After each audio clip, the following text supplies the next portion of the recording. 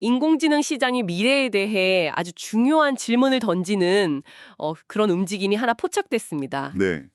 실리콘밸리에서 뭐랄까 가장 유명한 역발상 투자자라고 할 수 있죠? 바로 피터 틸이 움직였습니다. 아, 그 피터 틸이요? 네, 페이팔 마피아의 대부, 또 펠런티어의 창업자, 그리고 페이스북의 첫 외부 투자자로 너무나 유명한 그가 모두가 열광하는 AI 주식을 팔았어요. 네, 맞아요. 그리고는 전혀 다른 곳에 큰 베팅을 시작했거든요. 이게 단순한 포트폴리오 조정이 아니라 2026년 이후에 AI 패권이 어디로 갈 것인지에 대한 그의 선언처럼 들리기도 합니다.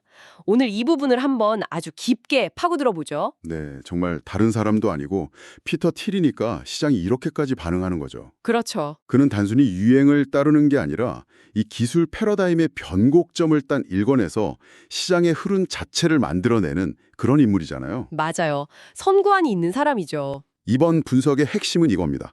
왜 그는 현재 AI 칩 시장에 절대 제왕인 엔비디아라는 그 안전한 왕자를 떠났을까? 네. 그리고 왜 마이크로소프트와 애플이라는 어찌 보면 조금은 의외의 조합의 미래를 걸었을까?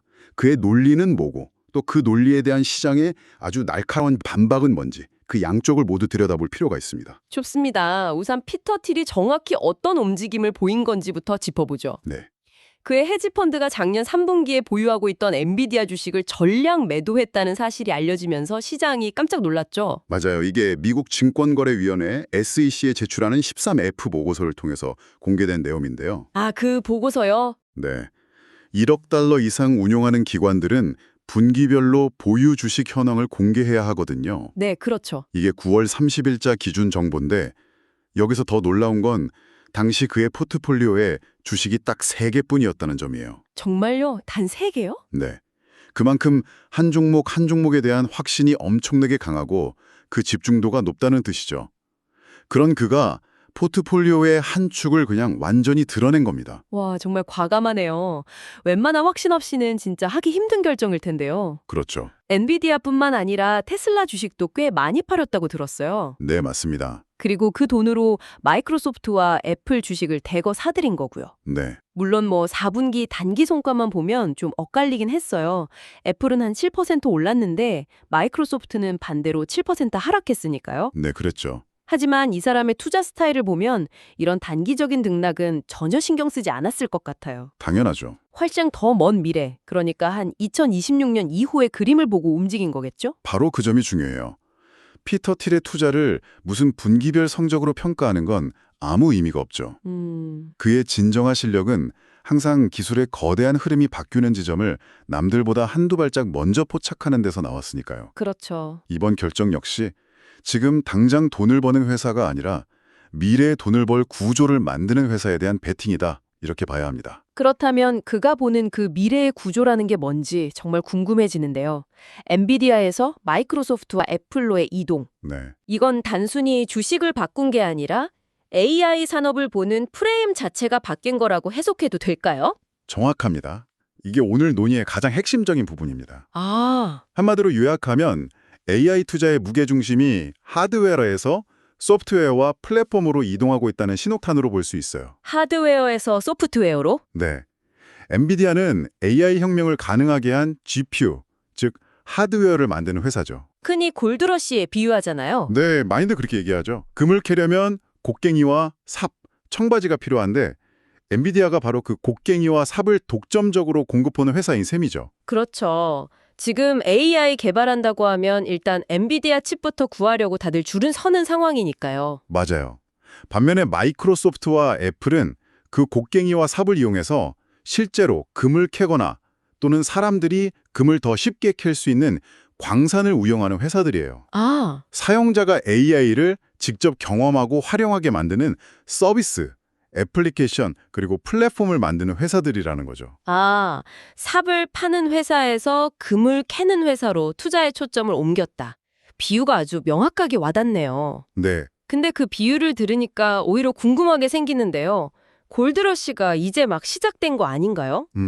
아직 금이 어디에 얼마나 묻혀 있는지도 다 모르는데 벌써 삽하는 걸 그만두는 게 너무 이른 판단일 수도 있잖아요. 아주 예리한 지적이시고요.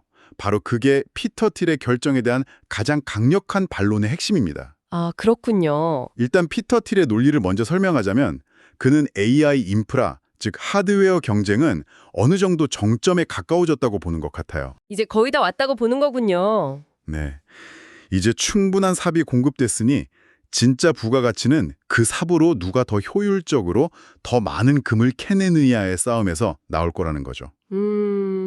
즉 2026년쯤 되면 AI 시장의 수익성은 하드웨어 판매량이 아니라 그 하드웨어를 기반으로 한 소프트웨어와 서비스의 월 구독료, 사용료에서 결정될 거라는 예측인 셈입니다. 자동차 경주로 한번 비유를 해보면 이제 다들 성능 좋은 슈퍼카를 한 대씩 가졌으니 이제부터는 누가 그 차로 기가 막힌 운전 실력을 보여줘서 우승 트로피를 차지하느냐 이 경쟁으로 넘어간다고 보는 거군요. 네, 딱 그런 시각이죠. 하지만 아까 말씀하신 것처럼 모두가 여기에 동의하는 건 아닙니다. 네. 오히려 지금 엔비디아를 파는 건 너무 성급한 결정이라는 반론이 아주 설득력이 있어요. 현실을 보면 엔비디아의 GPU는 여전히 없어서 못 팔고 있거든요. 아, 지금도요? 네. 3분기 실적 발표 때도 클라우드용 GPU는 나오는 족족 매진이라고 밝혔을 정도예요. 삽에 대한 수요가 전혀 줄지 않았다는 거죠. 줄기는커녕 오히려 전 세계적으로 더 폭발하고 있는 느낌인데요. 맞아요. 게다가 더 거시적인 데이터를 보면 전 세계 데이터 센터 설비 투자 규모가 2030년까지 3조에서 4조 달러. 와, 우리 돈으로 거의 4천조 원에서 5천조 원에 이를 거란 예측도 있어요. 어마어마하네요. 이게 얼마나 엄청난 규모냐면 AI 인프라 구축을 아직 고속도로를 한상 깔아야 하는 초기 단계일 수 있다는 뜻이에요. 아, 아직 골드러시가 한창인데 벌써 삽장사를 접는 건 현명하지 않다. 이 주장이 힘을 얻는 이유죠. 듣고 보니 정말 그렇네요. 엔비디아를 판 결정에 대한 의문이 커질 수밖에 없겠어요. 네, 그럼 마이크로소프트와 애플에 대한 평가는 어떤가요? 마이크로소프트는 괜찮은 대안으로 보면서도 애플에 대한 투자는 더더욱 이해하기 어렵다는 시각이 많더라고요. 네. 그 지점도 아주 흥미롭습니다. 마이크로소프트는 애저라는 클라우드 플랫폼과 오픈 AI와의 파트너십을 통해서 개발자들이 온갖 종류의 AI 모델을 쉽게 쓰고 테스트할 수 있는 일종의 AI 놀이터를 제공하고 있죠. 네, 이건 금을 캐는 사람들에게 아주 좋은 장을 마련해주는 훌륭한 사업 모델이에요. 그렇죠. 하지만 그럼에도 불구하고 회사의 전체적인 성장 속도는 엔비디아에 한창 미치지 못하는 게 사실이고요. 마이크로소프트는 그렇다 쳐도 정말 이해가 잘 안 되는 건 애플이에요. 맞아요. 최근 몇 년간 AI 분야에서 이렇다 할 성과를 보여주지 못했다, 이런 비판을 계속 받아왔잖아요. 바로 그게 시장의 일반적인 시각입니다. 애플은 시리 이후로 AI 분야에서 시장을 압도하는 혁신을 보여주지 못했고 최근엔 신제품의 혁신성이 부족하다 뭐 이런 얘기 들으면서 전체적인 매출 성장세마저 둔화된 상태죠. 네. 그런데 왜 피터 틸은 이런 애플을 선택했을까? 이게 이번 분석의 가장 큰 미스테리라고 할 수 있어요. 여기서 우리는 피터 틸이 시장의 일반적인 통념 너머에 있는 무언가를 보고 있을 가능성에 대해 생각해 봐야 합니다. 그 무언가가 뭘지 좀 추측해 볼 수 있을까요? 아마도 온디바이스 AI의 잠재력일 겁니다. 온디바이스 AI요? 네, 이건 클라우드 서버에서 거대한 데이터를 처리하는 챗GPT 같은 AI와는 좀 다른 개념이에요. 말 그대로 기기 자체, 즉 아이폰이나 맥북 안에서 직접 돌아가는 AI를 말하죠. 기기 안에서요? 네, 이게 왜 중요하냐면 첫째로 개인정보 보호에 훨씬 유리해요. 내 데이터가 외부 서버로 나가지 않으니까요. 그렇겠네요. 둘째로 반응 속도가 훨씬 빠르고 인터넷 연결 없이도 작동할 수 있습니다. 오, 피터 틸은 미래 AI 경쟁이 누가 더 똑똑한 AI를 만드냐가 아니라 누가 AI를 사용자의 일상에 가장 자연스럽고 유용하게 통합시키냐의 싸움이 될 거라고 보는 것 같아요. 아, 그러니까 수십억 명이 매일 쓰는 그 아이폰이라는 기기 자체에 AI가 완벽하게 녹아 들어가는 그림을 보고 있다는 거군요. 맞습니다. 클라우드에 접속해서 쓰는 AI가 아니라 그냥 내 비서처럼 항상 옆에 있는 AI, 그런 거죠. 정확해요. 애플은 하드웨어, 운영체제 OS, 소프트웨어를 모두 직접 통제하는 유일한 회사예요. 그렇죠. 이 막강한 통합 생태계를 바탕으로 온디바이스 AI를 가장 완벽하게 구현할 수 있는 잠재력을 가졌죠. 예를 들면 내가 지금 누구랑 통화하는지, 어떤 메시지를 받았는지, 캘린더에 무슨 일정이 있는지를 아이폰의 AI가 모두 파악해서 알아서 다음 할 일을 추천해주는 식의 그런 초갱이나 된 경험을 제공할 수 있다는 겁니다. 와, 피터 틸은 어쩌면 2026년에는 이런 체감형 AI의 가치가 거대 언어 모델의 성능 자체보다 훨씬 더 커질 거라고 베팅하는 건지도 모릅니다. 와, 그렇게 생각하니까 애플에 대한 투자가 전혀 다르게 보이네요. 그렇죠. 시장의 비판과는 달리 애플이 가진 그 고유의 생태계 장악력이야말로 미래 AI 시대의 히든카드가 될 수 있다는 그런 역발상적인 시나리오군요. 네. 어디까지나 추론이지만 피터 틸 같은 거물의 상식을 벗어난 결정을 이해하려면 이런 식의 깊은 추론이 필요합니다. 좋습니다. 그 이론이 정말 흥미로운데 현실의 데이터는 지금 어떤 이야기를 하고 있는지도 한번 보죠. 네. 이 세 회사의 매출 성장률이나 주식 가치 평가를 비교해보면 또 다른 그림이 그려지더라고요. 네, 맞아요. 데이터를 보면 피터 틸의 선택에 대한 의문이 다시 한번 커집니다. 네. 먼저 분기별 전년 대비 매출 성장률을 보면 엔비디아 그래프는 정말 하늘로 치솟고 있어요. 와, 엄청나네요. 네, 마이크로소프트도 아주 견조한 성장세를 보이고요. 그런데 애플의 성장률 그래프는 거의 바닥에 평평하게 붙어 있습니다. 아, 이 그래프만 놓고 보면 애플이 다른 두 회사와 같은 AI 경쟁에 참여하고 있는 건지 의심스러울 정도죠. 성장성만 보면 애플이 가장 뒤처지는 게 명확하네요. 그런데 더 재미있는 건 가치 평가, 그러니까 밸류에이션이었어요. 맞아요. 이게 정말 고개를 갸우뚱하게 만들더라고요. 바로 향후 1년 예상 실적을 기준으로 한 주가 수익 비율, 즉 포워드 PE 이야기인데요. 네. 보통은 엔비디아처럼 성장률이 폭발적인 기업의 주가가 미래 가치를 미리 반영해서 더 비싸게 평가받는 게 정상이거든요. 그렇죠. 투자자들은 그 성장에 기꺼이 프리미엄을 지불하니까요. 잠깐만요. 그럼 정리가 잘 안 되는데요. 성장은 애플이 거의 꼴찌 수준인데 주가는 미래에 벌어들일 이익에 비해 오히려 다른 두 회사보다 더 비싸다는 말이잖아요. 네. 이건 완전히 상식에 어긋나는 것 같은데요. 정확히 보셨어요. 그게 바로 비판의 핵심입니다. 시장의 일반적인 논리대로라면 말이 안 되는 상황이죠. 네. 이 데이터를 보고 비판하는 쪽에서는 애플 주가는 AI에 대한 기대감 없이 오직 브랜드 가치와 안정성만으로 고평가되어 있다. 이렇게 주장해요. 반면에 피터 틸의 입장에서 이 데이터를 재해석해 본다면 어떨까요?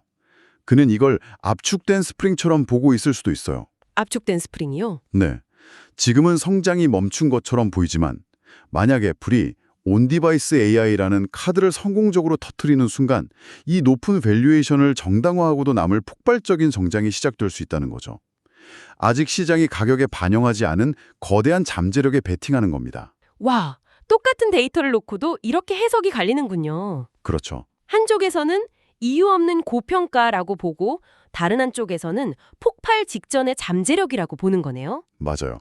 그래서 투자가 어렵고 또 흥미로운 거죠. 자, 그럼 이 모든 것들을 종합해 볼 때 우리는 지금 두 개의 거대한 서로 충돌하는 미래 시나리오를 마주하고 있는 셈이네요. 네, 그렇습니다. 첫 번째는 피터 틸이 제시하는 미래입니다. 네. AI 하드웨어, 즉 금을 캐는 장비를 파는 시대의 전성기는 저물고 이제 진짜 돈은 그 장비로 실제 금을 캐는, 즉 AI 애플리케이션과 플랫폼에서 나올 것이라는 예측이죠.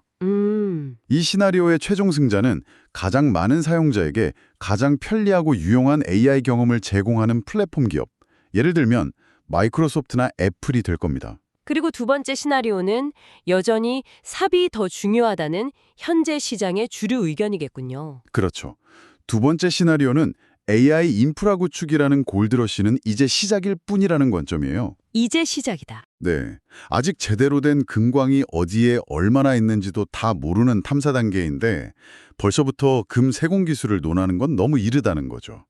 이 관점에서 보면 AI 칩을 독점하는 엔비디아는 여전히 최고의 투자처이고 애플은 AI 분야에서 아직 아무것도 증명하지 못한 불확실한 도박에 가깝습니다. 결국 AI 혁명의 가치가 현재 구축 단계에 있는지 아니면 이미 활용 단계로 넘어가고 있는지에 대한 아주 근본적인 시각 차이라고 볼 수 있겠네요. 정확합니다. 그리고 더 나아가 어떤 종류의 AI가 궁극적으로 승리할 것인가에 대한 질문이기도 해요. 아, 클라우드에 존재하는 가장 강력하고 똑똑한 AI일까요? 아니면 내 손안의 기기에서 내 모든 것을 이해하고 도와주는 가장 개인화된 AI일까요? 피터 틸은 후자에 베팅한 것으로 보입니다. 청취자에게 직접 말을 건네는 톤으로 피터 틸의 이번 선택은 단순히 어떤 주식을 사고 팔아야 하는지에 대한 팁을 넘어섭니다. AI 혁명의 다음 단계는 무엇일지, 그리고 진정한 가치는 어디서 창출될 것인지에 대한 아주 근본적인 질문을 우리에게 던지고 있죠. 삽을 파는 사람의 시대는 정말 끝나가고 있는 걸까요? 아니면 아직 한창일까요? 그리고 미래의 지배적인 AI는 가장 강력한 AI일까요? 아니면 가장 가까운 AI일까요? 여러분은 어떻게 생각하시나요? 피터 틸은 모두가 보지 못하는 미래를 본 걸까요? 아니면 시대의 흐름을 잘못 읽은 걸까요? 2026년을 향해 가는 AI 시장을 지켜보면서 계속해서 곱씹어 볼 만한 아주 흥미로운 질문인 것 같습니다.